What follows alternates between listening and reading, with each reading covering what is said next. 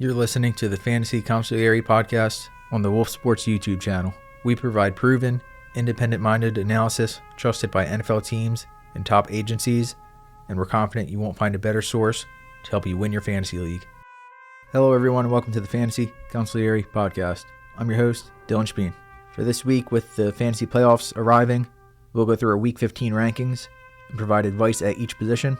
So starting at quarterback, the performance on Thanksgiving night for Lamar Jackson was surely costly for many fantasy owners, but I like him to bounce back in a rematch versus Cincinnati, so we have him as a borderline top 5 option. Last week we saw a bit more playmaking and his best rushing performance since September, with 7 carries for 43 yards and a touchdown, so I think that's something that needs to continue for Baltimore to have a chance in the AFC North, and there were some plays to be made on Thanksgiving, so we'll see if things turn this week, and Jackson should be a top half QB1 based on the upside. As the QB8, we have Brock Purdy. He had a good outing before the bye in the win over Cleveland, and now we'll have had 2 full weeks to hopefully get closer to 100% health. But the biggest reason for this is the matchup versus Tennessee. They were just torched by Shedeur Sanders for 4 touchdowns, 3 through the air, 1 rushing, and nearly 400 total yards. And the Titans have actually played pretty stout versus the run recently. So with the Niners already playing through the air quite a bit, I like Purdy to put up big numbers this weekend, throwing to Christian McCaffrey, Juwan Jennings, and George Kittle. And then jumping down a couple of spots again, we have Bo Nix as a QB10. The matchup could be tough versus Green Bay, but it at least comes at home. We saw Nix run for a score last week, and the Packers have been vulnerable at times through the air, despite great numbers overall for them. So after a highly efficient day in the win over the Raiders, we like Nix to keep it going this week, and he should be a top 10 play with weather not really being a factor, with warmer temperatures than other games. And then dropping a couple of spots again with Jared Goff versus the Rams. The concern here is Los Angeles dominating up front and putting Goff under constant pressure, but Detroit at least has some extra time to prepare, and Goff has had success versus the Rams in the past, winning 2 games in a row versus his former team, including in the playoffs. So with Amon-Ra St. Brown healthy, or at least on the field, Jameson Williams continuing to play well, and Jahmyr Gibbs being more involved as a pass catcher, Goff should still be a QB1, and he has an underrated ceiling if the offensive line can hold up. At running back, I think one of the top plays this week is Travis Etienne against the Jets. New York was getting ripped by Devon Achane last week, 7 carries for 92 yards and a touchdown before he left, and then Jalen Wright off the bench had 100 yards and a score. So Etienne, another speedy back, dominated touches last week for Jacksonville, so he should be a definite RB1, with the only real concern being the touchdown opportunities, sometimes going to Bahashal Tutton, but still a very high floor for Etienne, as has been the case all season, and plenty of upside with his big playability in Liam Cohen's offense. Dropping down to the low-end RB2 flex ranks, I think Tyrone Tracy should be a very good play versus Washington. Last week we saw both Aaron Jones and Jordan Mason have success versus the Commanders. New York has been run-heavy, trying to play through Tracy and Devin Singletary when they can. The Week 13 loss got out of hand as they trailed early to the Patriots, but I like Tracy to bounce back. New York actually favored in this game right now, and the Commanders now eliminated from playoff contention, so it could be a dangerous spot for them, with the Giants at least showing some juice despite just 2 wins this season. Beyond that, running back's actually straightforward this week. I would think if you're in the fantasy playoffs, there's a good chance you're set at the position.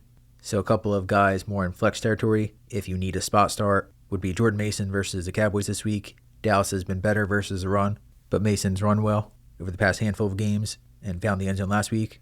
Devin Neal, if Alvin Kamara's out again, he saw 20 touches last week, 17 touches 2 games ago, so should have another heavy workload this week versus Carolina. And Zach Charbonnet in a game the Seahawks should handle now, with the Colts either turning to Phillip Rivers coming out of retirement, which is crazy, and not in a bad way. I think that's an awesome storyline. Obviously unfortunate for Daniel Jones, who have the Colts looking like a legitimate contender. But this week will be tough if Rivers starts with less than a week to prepare at 44 years old. And if Rivers doesn't go and Riley Leonard is a starter, he's banged up with a knee injury, so things could get out of hand for the Colts. And Charbonnet has weekly involvement and high talent for the Seahawks. At wide receiver, we have DK Metcalf as a top 12 option, coming off a great game versus the Ravens. I mentioned him last week, like the matchup for him, and like the matchup again, with Miami certainly being attackable on the back end. We'll have to keep an eye on his status after he spent the night in the hospital after the win last week, but Aaron Rodgers was uncorking deep balls to Metcalf, and the Steelers love the toughness shown at wide receiver, and Metcalf even taking matters into his own hands by going out as a gunner on the punt team. So look for him to be featured again and maybe find the end zone on Monday night in again what is a good matchup versus the Dolphins. As the wide receiver 26, so maybe the highest we've had him ranked this season, we have Jawan Jennings versus Tennessee. For the same reasons we like Purdy, Jennings should be in line for a big day versus the Titans. And the veteran has found the end zone in 4 of the past 5 games, so we'll see if that continues for the pass-first San Francisco offense, who should be well-rested coming out of the bye. One spot behind him, we have Zay Flowers. This is slightly higher than where we had him for Thanksgiving, and the matchup can still be a concern. He had negative fantasy points in the first matchup, so I could see fantasy owners being hesitant about him this week. But I do like the outlook a bit better in the rematch. There were a couple of big plays to be had a couple of weeks ago, and Flowers came through last week with 8 catches for 124 yards, so we'll see if he can keep it going and pay dividends this week in a game the Ravens badly need. And as a wide receiver 29, we have Jaden Reed as the top-ranked option for Green Bay's pass catchers. Last week, the Packers wasted no time getting him involved, targeted on the first pass of the game, ended up totaling 53 yards on not even half the offensive snaps. And this week in Denver, I like Reed's matchup best among the Green Bay pass catchers. He'll probably see a lot of Jaquan McMillan, who is an excellent slot corner, but more of a playmaker than a true shutdown guy. So I think Reed can get open and should see design touches. And most importantly, I don't think he'll see much of Pastor Chan this week. So we have Reed in the top 30. And finishing things off at tight end, Isaiah Likely has caught fire since facing the Bengals on Thanksgiving.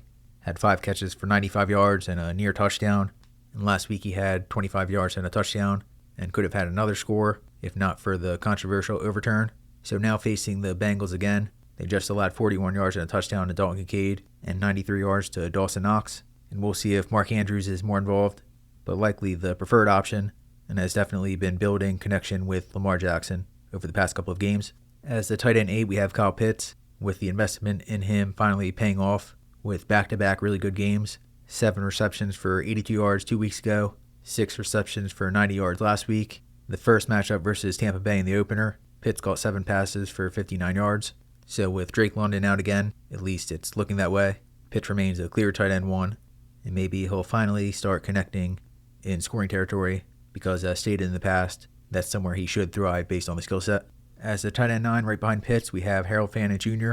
He once again proved he was a total steal last week as a 3rd-round pick by catching 8 passes for 114 yards and a touchdown, which was a highlight grab in the 4th quarter. And Fannin has cleared 40 yards in all 3 games with Shadur Sanders under center. So the high floor he's shown all season has continued. We had him as our number 29 overall prospect in the 2025 NFL Draft. So this isn't some sort of fluke where the luck might run out. Maybe he'll be cooled off at a volatile position and an offense that can probably go cold in an instant. But we have him as the tight end 9 this week and someone who should draw consideration in all leagues. And the final name here would be Mike Gesicki. We have as the tight end 16. He didn't do much in the first matchup versus Baltimore, but T. Higgins unfortunately looks like he'll miss again with a concussion. So similar situation as the first matchup.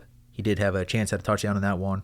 He had 6 catches for 86 yards and a touchdown last week. So as the number 2 option in the passing game on a Joe Burrow-led offense, Gesicki should at least be a high-end tight end 2, based on the talent and hopeful opportunities.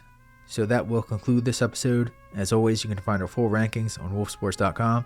And if you're a Fantasy Consigliere member, we'd be happy to answer any questions you might have. Until next time, best of luck this week and throughout the fantasy playoffs.